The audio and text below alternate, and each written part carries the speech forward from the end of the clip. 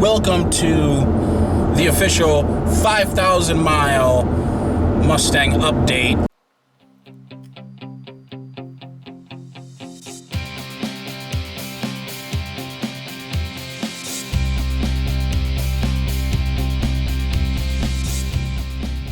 Right now, the Mustang has 5,117.7 miles, which, if you paid attention to when I got the car, which was on July the 11th, it has been less than 2 months, and we already have 5,000 miles on Marceline.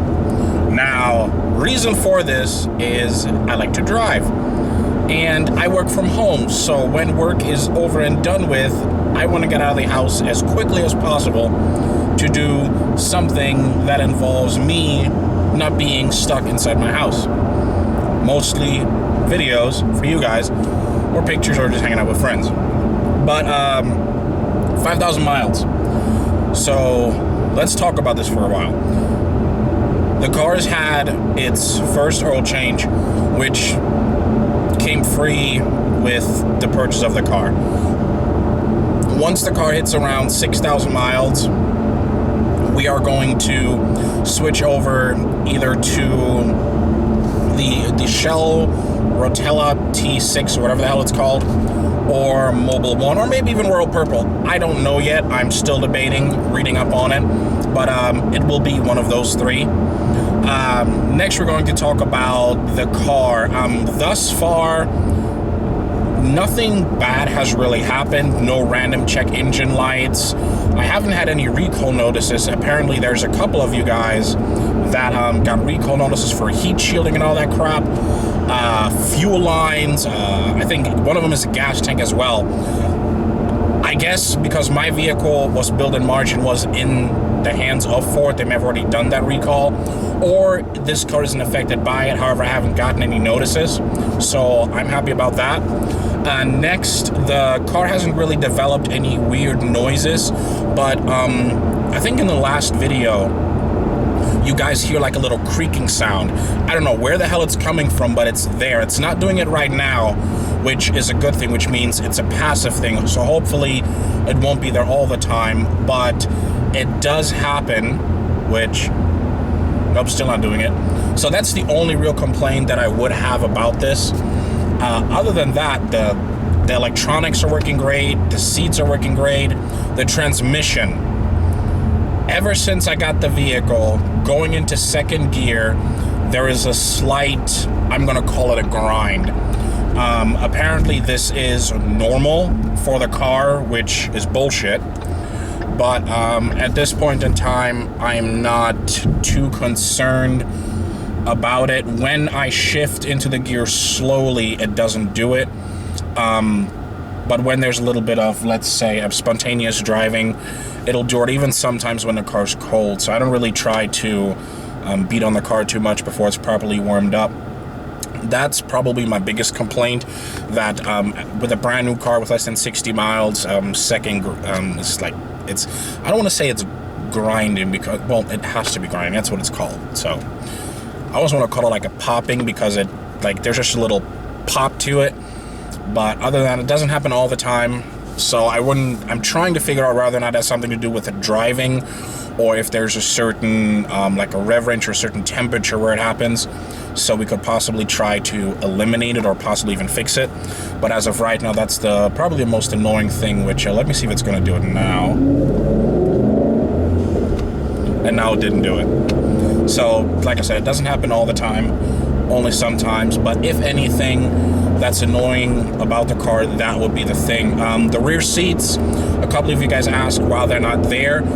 The reason why they are out of the car is because I am in the process of making my own rear seat delete. I was interested in buying one. If you guys know, I think his name is Alejandro Flores, also known as YOLO Douchebag.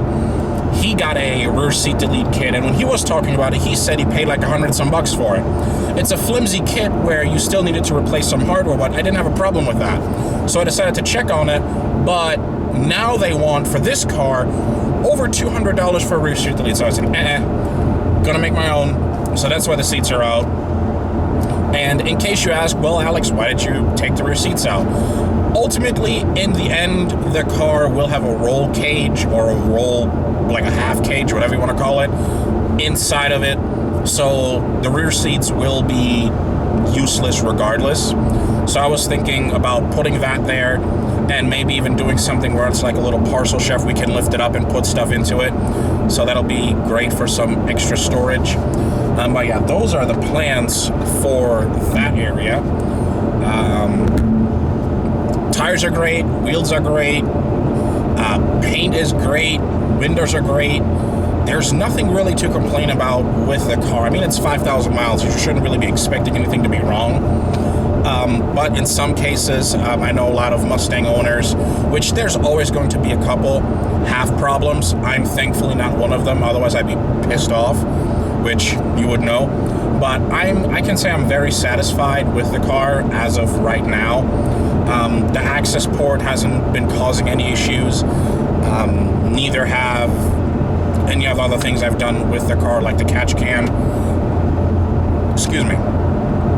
But that's really it. I'm very, very satisfied. The only thing maybe that I would like to change is the heated and the cooled seats. The cooled seats don't really work that well when you're wearing, excuse me. When you're wearing regular clothes, which, like right now I'm wearing jeans, a t-shirt, and a wife beater. And if I turned the cooled seats on, I wouldn't really feel it. But when I wear something like a thinner material, like even like suit pants or dress pants, whatever you want to call them, I can feel it. But with jeans and a regular t-shirt and a wife beater, I can't. So that's something maybe for the future where they actually work on it to make it a little cooler or more penetrating. But when it does work, or when I feel it, let's put it that way, it works an absolute treat because it sends a chill up my spine. It is so satisfying. It's ridiculous, especially like after a long day at the beach, or even if you've been working somewhere. Just make sure you have a clean shirt on because you don't want to ruin your seats. Turn the cooled seats on, give it a couple of minutes, and you start feeling it like coming up your spine. And it's just, it's so great. But that's really it. I really have nothing to complain about except the stuff I complained about that you just heard about. So let me know what you guys think, or what you guys are dealing with as far as problems with your Mustangs or with your other new cars, because there's always something. And let me know how you guys handle it with the dealership. On the Facebook groups, I saw a couple of you guys on there, and there's a couple of really, really bad stories, which I apologize that you're going through that, and Ford shouldn't be letting this happen. But I guess ultimately it's up to the individual dealerships and how they handle their business. At that point, I think after so long, you should get in touch with corporate, because if you're supposed to get your, recall done and they have your car for 2 weeks and all of a sudden they tell you all the parts aren't here, that's really shitty, even to the point where they should give you a free loaner car, and dare I say even at some point they need to reimburse you money, because they should have had the parts before calling you in to let you know, hey, there's this recall we need to do. If you don't have the damn parts, why are you calling all these cars in when you're not going to do anything? And then even for the gas tank issue, one individual, their car has been down for like a month or so, and Ford had the audacity, or their dealership, sorry. I'm not going to point the finger at Ford, I'm going to point the finger at the dealership. They had the audacity to tell this person that to change the gas tank, or whatever gas tank related issue there was, to get it changed on the car is a 3-day job.